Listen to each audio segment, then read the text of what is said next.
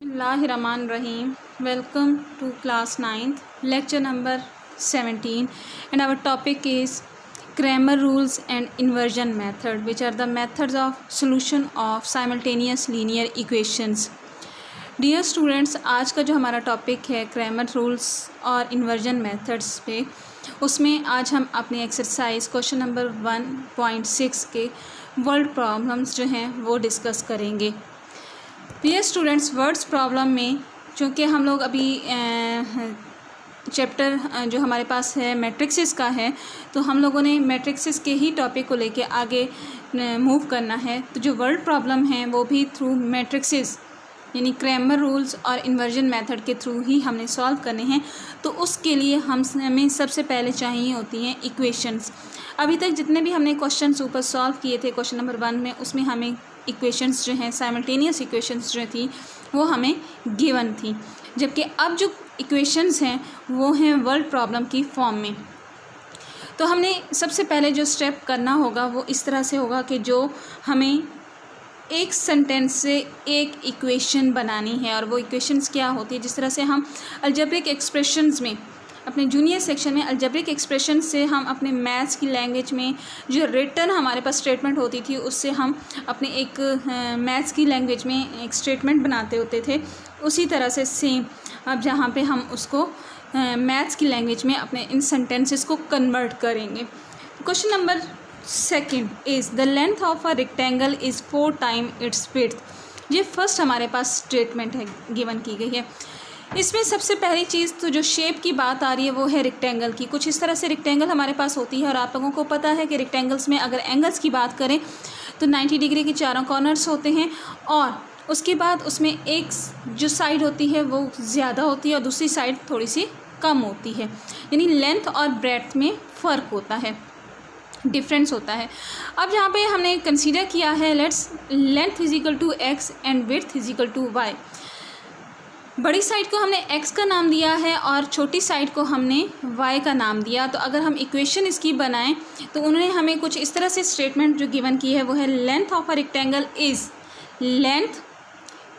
Equal to 4 time its width. 4 time means 4 time greater करें, मतलब कि 4 से अगर हम मल्टीप्लाई करें तो वो हमारे पास दोनों साइडें जो हैं इक्वल हो जाएंगी. ये x which is a length of rectangle greater है और y जो कि है विड्थ ऑफ रेक्टेंगल वो है हमारे पास छोटी साइड. लेकिन इन दोनों में इक्वलिटी साइन कब आएगा, जब हम छोटी साइड को 4 से मल्टीप्लाई करेंगे और इसको 4 टाइम्स बनाएंगे तो ये दोनों चीज़ें इक्वल हो जाएंगी. अब इस स्टेटमेंट से हमने अपनी फर्स्ट इक्वेशन जो है वो कंसीडर कर ली है, और वो किस तरह से है x minus 4y is equal to 0. जब 4y x की साइड पे ट्रांसफ़र होगा लेफ्ट हैंड साइड पे तो ये माइनस हो जाएगा और जहाँ पे कुछ नहीं बचेगा, मीन इक्वल टू 0.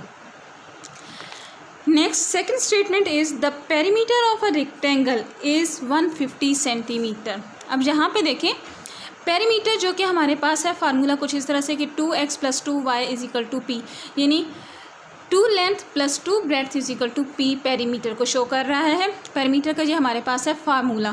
तो अब अगर इसमें स्टेटमेंट अपनी पूरी करें कि ये जो पेरीमीटर है हमारे पास 2x प्लस 2y जो इसका फार्मूला है उसका एक्चुअली ये दोनों साइडें जो हैं 2 टाइम्स मल्टीप्लाई होके जब ऐड होंगी तो कितना आंसर देंगी हमें, पेरीमीटर होगा हमें 150 सेंटीमीटर. ये हमारे पास है गिवन में. अब अगर यहाँ पे नोट करें तो 2 फैक्टर है x का भी, 2 फैक्टर है y का भी, और third term 2 factor is 150 centimetre भी. तो हमने यहाँ पे 2 का फैक्टर जो है वो कॉमन लेके ख़त्म कर दिया, इग्नोर कर दिया है, और उसमें हमारे पास इक्वेशन बच जाती है. इसको लोएस्ट फॉर्म में जैसे हम कहें कि लेके आएँ तो वो है हमारे पास x plus Y is equal to 75. इसमें से 2 फैक्टर जो है वो मैंने एलिमिनेट कर दिया है which is not equal to 0. अब यहाँ पे हमारे पास इक्वेशंस मैंने कंबाइन कर लिए कि जो फर्स्ट इक्वेशन जो हमारे पास आई थी वो है x minus 2y is equal to 0, and the second equation is जो कि हमने पेरीमीटर में से निकाली थी वो है x plus Y is equal to 75. अब इन दोनों इक्वेशन से मैंने कोफिशिएंट मैट्रिक्स a और variable matrix x and constant matrix b ये जहाँ से मैंने फाइंड आउट कर लिए. अब चूँकि हमारे पास क्वेश्चन की डिमांड है कि हमने इन क्वेश्चंस को इन्वर्जन मेथड और क्रैमर रूल दोनों के थ्रू इस्तेमाल फाइंड आउट करना है। तो मैं यहाँ पे कोई एक मेथड आप लोगों के लिए सॉल्व कर रही हूँ, दूसरा क्वेश्चन सेकंड मेथड इसको देख के आप खुद सॉल्व कर लीजिएगा। पेपर्स में, एग्ज़ाम्स में आपको एट अ टाइम एक ही मेथड करना होता है, तो आपको प्रैक्टिस चाहिए होगी कि जितनी ज़्यादा आप प्रैक्टिस करेंगे दोनों मेथड्स की, वन बाय वन कोई क्वेश्चंस हम इन्वर्जन मेथड के थ्रू कर लेंगे और कोई क्वेश्चन जो हैं वो क्रैमर रूल के थ्रू कर लेंगे, तो आपके क्वेश्चन पे जब आपके पेपर्स में, एग्ज़ाम्स में आपको जो मेथड कहा जाएगा वो आप इजीली, अगर आपकी रिटन प्रैक्टिस होगी तो आप इजीली वो कर पाएंगे। अब हम जहाँ पे इन्वर्जन मेथड अप्लाई करें कि x = a इन्वर्स b, जो कि हमारे पास इन्वर्जन मेथड का फॉर्मूला है, तो उसके लिए हमें चाहिए b मैट्रिक्स, तो हमारे पास कॉलम मैट्रिक्स है, जबकि चाहिए इसमें हमें a इन्वर्स, a और इन्वर्स ऑफ a, जो कि हमारे पास इक्वल है inverse of a = adjoint of a divided by det a। थोड़ा सा रिवाइज भी हो जाएगा, एडजॉइंट अब क्या है। एडजॉइंट मैट्रिक्स हमारे पास है कि हमने डायगोनल एंट्रीज़ को रिप्लेस करना है एक दूसरे के साथ, और जो बाकी एंट्रीज़ हैं उसमें हम उनके साइंस जो हैं वो चेंज कर देते हैं। अब यहाँ पे देखें डायगोनल में चूँकि दोनों 1 हैं तो इसलिए मैंने इनको चेंज भी किया, तो आज यहाँ पे कोई फ़र्क नहीं पड़ा है, दोनों 1 से फ़र्क नहीं पड़ा। अब सेकंड जो बाकी रिमेनिंग एंट्रीज़ हैं उनके साइन मैंने यहाँ पे चेंज कर दिए। यहाँ पे 4 जो है वो नेगेटिव था, जहाँ पे मैंने 4 पॉजिटिव कर दिया, और जहाँ पे 1 जो है वो पॉजिटिव है, मैंने यहाँ पे 1 नेगेटिव कर दिया। ये है एडजॉइंट। एडजॉइंट में वंस अगेन रिपीट कर देती हूँ कि डायगोनल एंट्रीज़ जो होती हैं उनको एक दूसरे के साथ एक्सचेंज कर देते हैं, और रिमेनिंग एंट्रीज़ जो होती हैं उनके साइंस चेंज हो जाते हैं। पॉजिटिव एंट्री नेगेटिव में चेंज हो जाती है और नेगेटिव एंट्री पॉजिटिव में चेंज हो जाती है। नेक्स्ट स्टेप है हमारे पास inverse of A, det of A. Det A में जब हमने ए मैट्रिक्स का डेट लिया तो वो है हमारे पास 5 which is not equal to 0।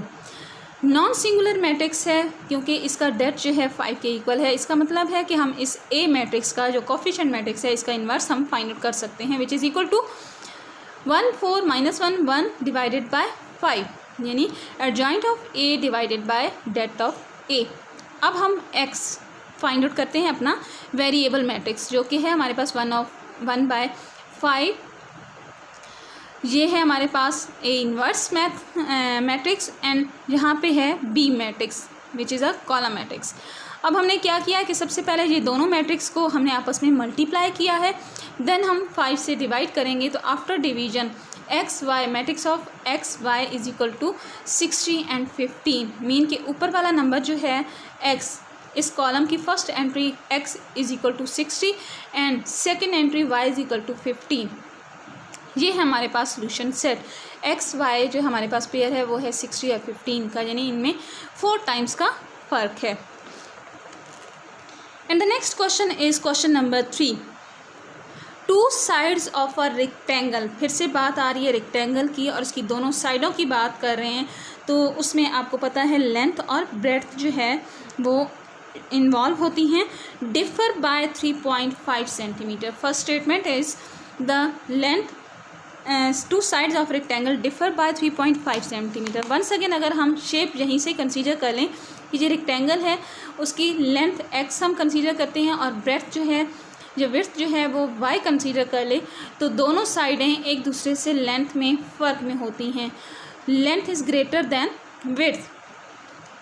तो इन्होंने जो हमें फर्स्ट स्टेटमेंट दी है वो दी है, यहाँ से देखें कि length is greater than width and the differ by 3.5 centimetre, के दोनों साइडें जो हैं लेंथ जो है विड्थ से बड़ी है। तो वो कितनी बड़ी है कि अगर लेंथ में से मैं विड्थ को डिफर मीन माइनस करूं तो मेरे पास जो दोनों का डिफरेंस आएगा वो आएगा 3.5 सेंटीमीटर। तो जो हमारे पास फर्स्ट इक्वेशन बनी है फर्स्ट स्टेटमेंट से x माइनस वाई दोनों साइडों का different is equal to 3.5 centimetre. And the next statement is find the dimension of rectangle if its perimeter is 67। फिर से जहाँ पे पेरीमीटर की बात कर रहे हैं तो पेरीमीटर का फार्मूला ऑलरेडी हमारे पास जहाँ पे मेंशन है कि 2x + 2y is equal to p which is equal to 67 centimetre. यहाँ पे हमारे पास इसको फर्दर हम लोएस्ट फॉर्म में नहीं कर सकते हैं। अब जहाँ पे ये दोनों इक्वेशंस हमारे पास आ चुकी हैं, मेथड यही होगा कि हम इन दोनों इक्वेशंस में सबसे पहले कोफिशिएंट मैट्रिक्स, वेरिएबल मैट्रिक्स और बी मैट्रिक्स यहाँ पे फाइंड आउट करें, और फिर आप लोगों की मर्ज़ी है कि आप इसमें इन्वर्जन मेथड अप्लाई करें या पहले क्रैमर रूल्स अप्लाई करें। आपको जो भी मेथड चाहिए आप यहाँ पे कर सकते हैं। इक्वेशंस आप लोगों के सामने मैंने फाइंड आउट कर दी हैं आप लोगों के लिए। आई होप कि आप लोगों को अच्छे तरीके से क्लियर होगा।